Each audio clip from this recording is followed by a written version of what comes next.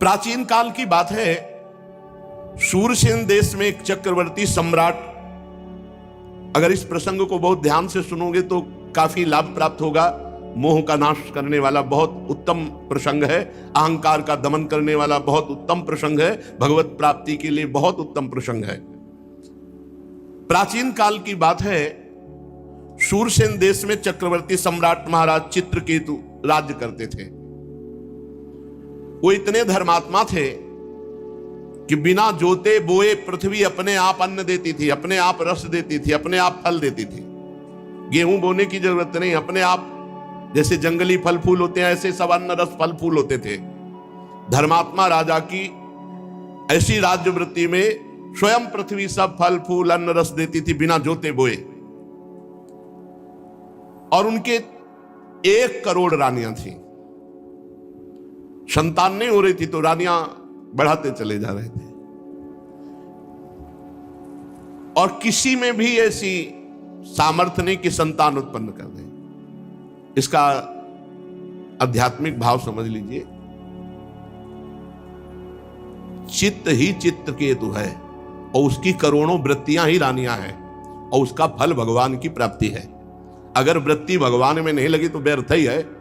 ये करोड़ों वृत्तियां ही रानियां हैं। चित्रकेतु अर्थात चित्त ही, चित्त की वृत्तियां करोड़ों होती हैं, चित्त एक और चित्त की वृत्तियां करोड़ों, और उसका फल भगवान वासुदेव की प्राप्ति हो जाना, वही संतान की उत्पत्ति है। किसी में भी फल उत्पन्न करने की, संतान उत्पन्न करने की योग्यता नहीं रही। रानियां बढ़ती गई 1 करोड़, कोई संतान नहीं, कोई गर्भ धारण करने की सामर्थ्य नहीं रख रही थी। चित्रकेतु के पास किसी बात की कमी नहीं थी। सुंदरता, उदारता, युवावस्था, कुलीनता, विद्या, ऐश्वर्य, संपत्ति सब कुछ था, पर संतान नहीं। 1 करोड़ रानियां सब बांझ। बड़ी चिंता उनको हुई। सारी पृथ्वी के एक छत्र सम्राट, 1 करोड़ सुंदर रानियां, समस्त वैभव, पर एक भी संतान नहीं। अब उनके हृदय में बहुत चलन, बहुत ताप कि मेरा जीवन व्यर्थ है। जो गृहस्थ है और उसके पुत्र संतान नहीं होती, उसको पुत नाम का नरक प्राप्त होता है।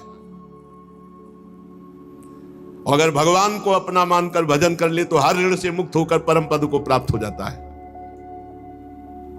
कल एक विदेश से आए हुए भगत थे, शायद ऑस्ट्रेलिया या कहां से बोल रहे थे। कहे थे हम 2-4 साल से प्रवचन सुने, बड़े अच्छे साधक थे, तो उनका हम भगवान का भजन न करें। मेहनत से कमाते हैं, कभी कोई पाप कर्म नहीं करते, किसी से कोई मतलब नहीं है, अपने परिवार का पोषण करते हैं, जरूरी भगवान का भजन करना, फिर क्या हमें मोक्ष नहीं प्राप्त होगा? हम कहा नहीं, दुर्गति प्राप्त होगी। क्यों? हम कोई पाप कर्म करते हैं? नहीं। पर मालिक की संपत्ति को मुनीम हड़प ले तो सबसे पहले बुद्धि खराब हो गई। भगवान की वस्तु को तुम अपना मान रहे हो और भगवान का स्मरण नहीं कर रहे हो, भगवान को समर्पित नहीं कर रहे हो, अपराध है। नाथ सकल संपदा तुम्हारी, मैं सेवक समेत सुतनारी, और राधा राधा राधा, और सारे कर्म भगवान को समर्पित। अब मोक्ष हो जाएगा, अब कल्याण हो जाएगा। बोले नियत खराब ना हो तो? नियत तो पहले ही खराब कर दी। मालिक की संपत्ति को अपनी मान करके भोग रहे हो, नियत तो पहले ही खराब कर दी। यही बिना अध्यात्म के सूक्ष्मता को समझे जीव, ऐसा क्या भजन की जरूरत है? हम अपने परिवार, तुम्हारा परिवार है, तुमने पैदा किया है। 1 करोड़ रानियां एक भी पुत्र नहीं पैदा कर पा रहे। भगवान ने तुम्हें दिया, स्त्री दिया, पुत्र दिया, घर दिया, मकान दिया, दुनिया की सब संपत्ति तुम्हें जो दी, तो तदीयम वस्तु गोविंदम तुभ्यमेव समर्पये, उससे भगवान की आराधना करो, भगवान का स्मरण करो। अगर ये नहीं करते हो, नर्तन कर फल विषय न भाई, भजिए राम सब काम ध्याई, तो तुम्हारी नियत खराब है, तुम्हें दंड मिलेगा। बड़े अंदर से जल रहे महाराज चित्रकेतु की 1 करोड़ रानियां, एक भी पुत्र नहीं। जब कोई धर्मात्मा पुरुष परेशान होता है तो महात्मा से मिला दिया जाता है, या तो महात्मा के यहां पहुंचा दिया जाता है या महात्मा उसके यहां पहुंच जाते हैं। तो समर्थ अंगिरा ऋषि, देवर्षि नारद, ये विभिन्न लोकों में विहरण करने वाले महापुरुष, ये पहुंच गए चित्रकेतु के महल में। राजा ने देखा अंगिरा जी पधारे, प्रत्युत्थान अर्घ आदि अर्पित करके साष्टांग प्रणाम किया, बैठा ला, आतिथ्य सत्कार किया, और चित्रकेतु जी चरणों के समीप बैठ गए। अंगिरा जी ने कहा कि राजा तुम दुखी से दिखाई दे रहे हो। तुम्हारा राष्ट्र, कोष, सेना, परिवार, ये सब ठीक है ना? कौन सी परेशानी? तुम चिंताग्रस्त कैसे हो? और राजन, सुखी वही होता है जो अपने मन को वश में कर लेता है। सब कुछ ठीक हो लेकिन मन वश में ना हो तो जलाता रहता है, उक्लेश देता रहता है। बड़े बड़े लोकपाल भले अधीन हो जाएं, लेकिन अगर मन अधीन नहीं हुआ तो वो असंतुष्ट जलता रहेगा। तुम संतुष्ट नहीं हो, क्या बात है? क्योंकि असंतुष्टता का कारण कामना होती है। तुम्हारे मुख पर चिंता स्पष्ट झलक रही है, असंतोष झलक रहा है, स्वयं तुम ही उसके कारण हो। क्या कामना कर बैठे हो? महाराज अंगिरा ऋषि तो त्रिकालज्ञ थे, पर उनके मुख से कहलाना चाहते थे। सम्राट चित्रकेतु ने कहा, भगवान, जिन योगियों की तपस्या, ज्ञान, धारणा, ध्यान, समाधि के द्वारा सारे पाप नष्ट हो चुके हैं, जिनका जीवत्व तो नष्ट हो चुका है, वो त्रिकालज्ञ होते हैं। उनको अंतर और बाहर दोनों बातें पता होती है, और वो बातें आपको पता है। मैं जानता हूं आप त्रिकालज्ञ महापुरुष हैं। ऐसा होने पर भी जब आप जानबूझकर मुझसे ही सुनना चाहते हैं तो मैं आपकी आज्ञा मान करके निवेदन करता हूं। मुझे पृथ्वी का एक छत्र साम्राज्य प्राप्त है, ऐश्वर्य प्राप्त है, संपत्तियां प्राप्त हैं, लोकपाल भी जिनके लिए लालायित रहते हैं ऐसे भोग प्राप्त हैं। 1 करोड़ रानियां हैं, फिर भी एक भी संतान नहीं। महाभाग्यवान महर्षि, मैं तो बहुत दुखी हूं। और मैं ही दुखी नहीं, मेरे पितर भी दुखी हैं, क्योंकि उनको पिंडदान नहीं मिलेगा। जब संतान ही नहीं तो क्या होगा? अब परलोक में मुझे नरक मिलेगा। ऐसी व्यवस्था कर दीजिए कि लोक परलोक मेरा सुखमय हो जाए। श्री सुखदेव जी कहते हैं, परीक्षित, जब राजा चित्रकेतु ने इस प्रकार प्रार्थना की तो सर्व समर्थ एवं परम कृपालु ब्रह्मपुत्र भगवान अंगिरा ने त्वष्टा देवता के योग्य चरु निर्माण करके उनका यजन किया। और चित्रकेतु की सबसे बड़ी रानी, जो सद्गुणवती और महान स्वभाव वाली, कृतद्युति उनका नाम था। महर्षि अंगिरा ने मंत्रों के द्वारा यजन किया हुआ चरु उन्हीं को केवल दिया, कृतद्युति को।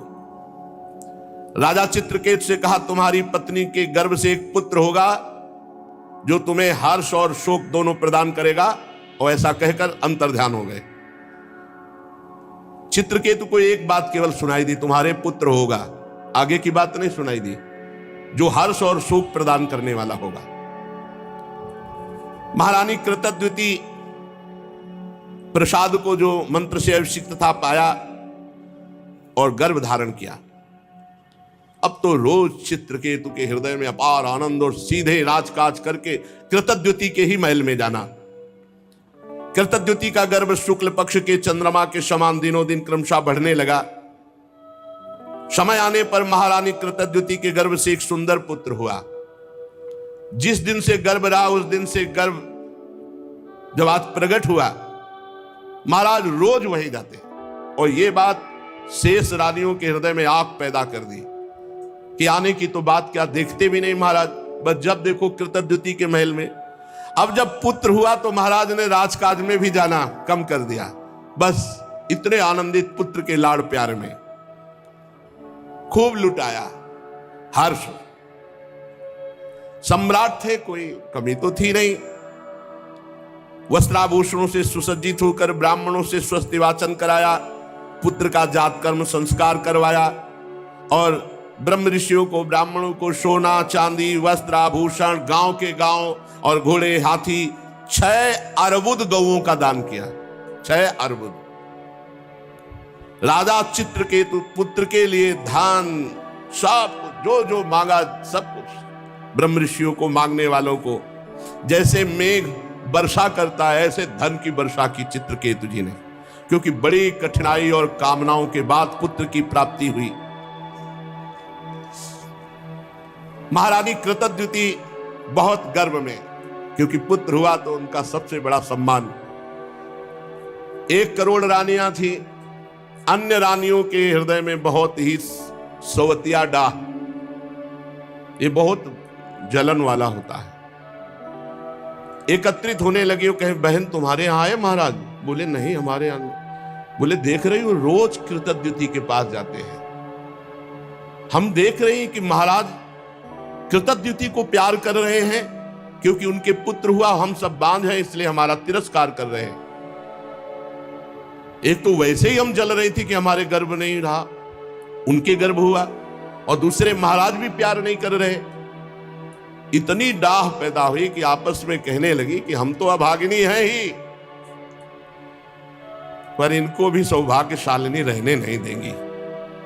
बड़ा विचित्र है ये डाह जो है, ईर्ष्या जो है, ये बहुत जलन पैदा करती है और बड़ा अनर्थ करा देती, बड़ा पाप करा देती है।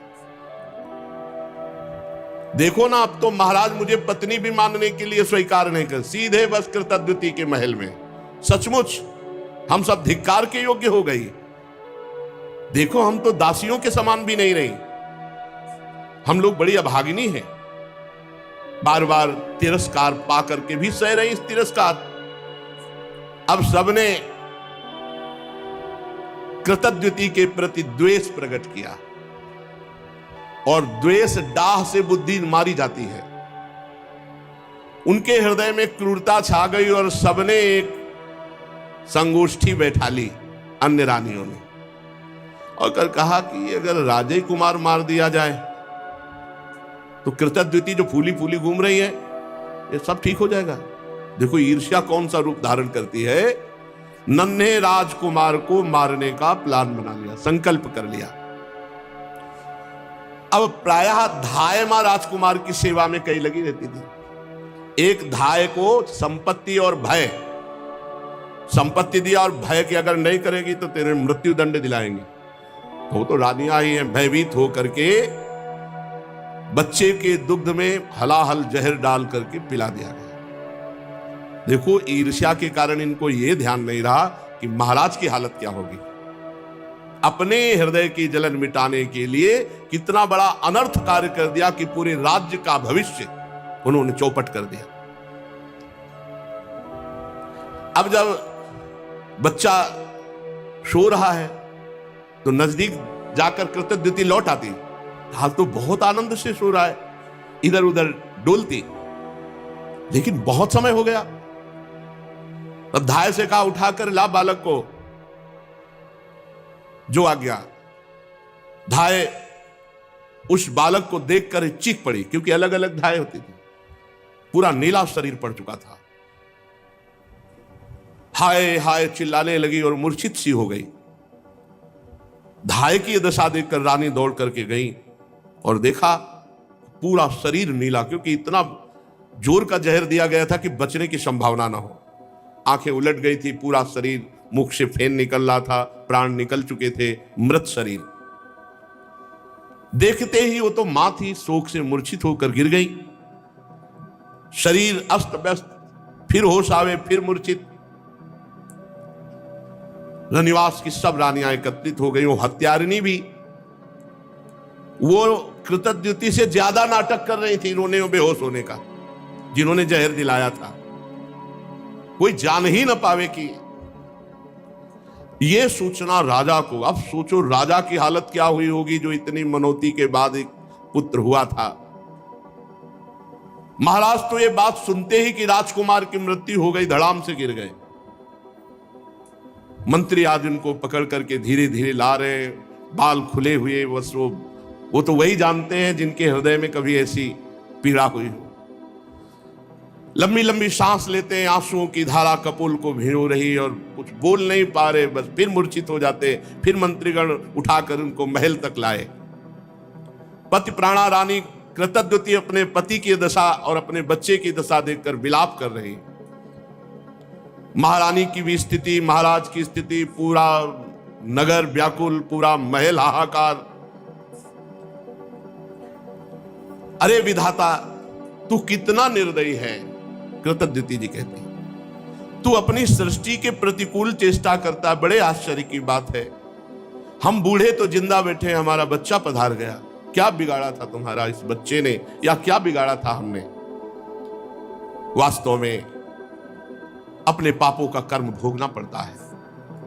प्राणियों के जन्म मरण का कोई और दोषी नहीं, अपने ही कर्म होते हैं, अपना ही प्रारब्ध होता है। अगर अपना ही प्रारब्ध सब कुछ है तो विधाता तो किस बात का विधाता? हमें लगता है कि तूने कभी किसी से संबंध नहीं जोड़ा, स्नेह नहीं किया, प्रेम नहीं किया, इसीलिए तू इतना निठुर है। इस बच्चे को मार करके तेरे को क्या मिला? फिर दौड़ करके पुत्र को छाती से लगा दी, बेटा तुम मुझे अनाथ और दीन करके क्यों चले गए? आंख खोलो तो सही, ऐसे जैसे मोह आविष्ट जन ऐसे बिलाप। राजकुमार उठो उठो, देखो तुम्हारे पिता कितने व्याकुल हो रहे, देखो हमने कितना सुंदर भोजन बना रखा, ऐसे बिलाप कर रहे हैं। प्यारे लाल, अगर तुम्हारी मुखारविंद की मुस्कुराहट देखने को नहीं मिली तो मेरे प्राण निकल जाएंगे।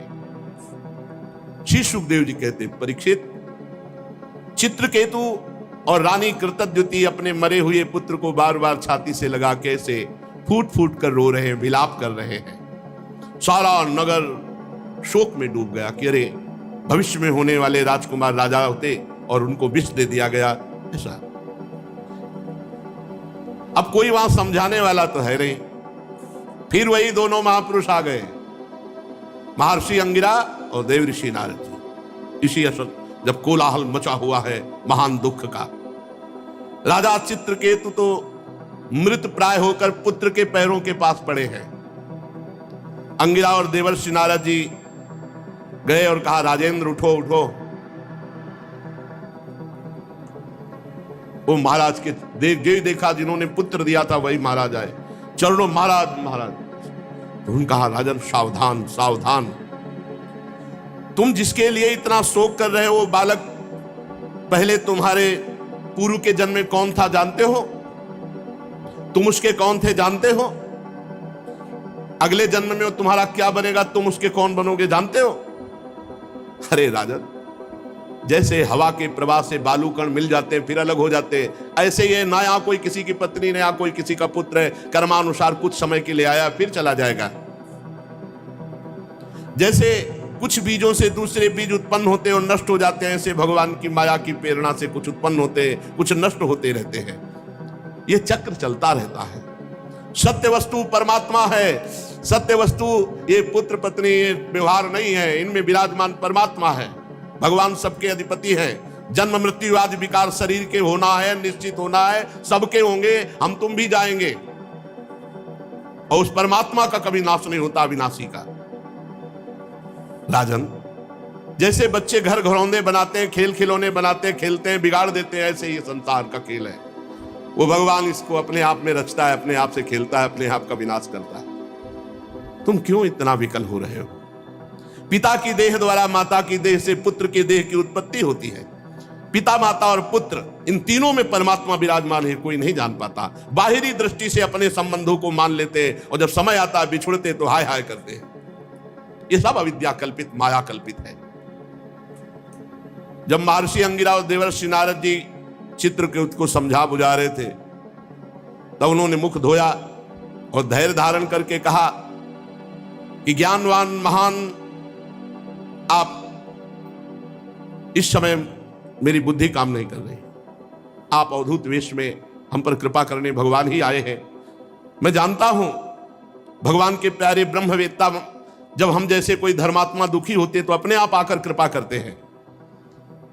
सनत कुमार, नारद, ऋभु, अंगिरा, देवल, असित, अपांतरतम, भगवान व्यासदेव, मार्कंडे, गौतम, वशिष्ठ, भगवान परशुराम, कपिल देव, शुकदेव, दुर्वासा, याज्ञवल्की, जातुकर्ण, आरुणि, रोमस, च्यवन, दत्तात्रेय, आसुरी, पतंजलि, वेदशिरा, बौद्धमुनि, पंचशिरा, हिरण्यनाभ, कौशल्य, श्रुतदेव, ऋतध्वज, ये सिद्धेश्वर भूमंडल में घूमते ही रहते हैं।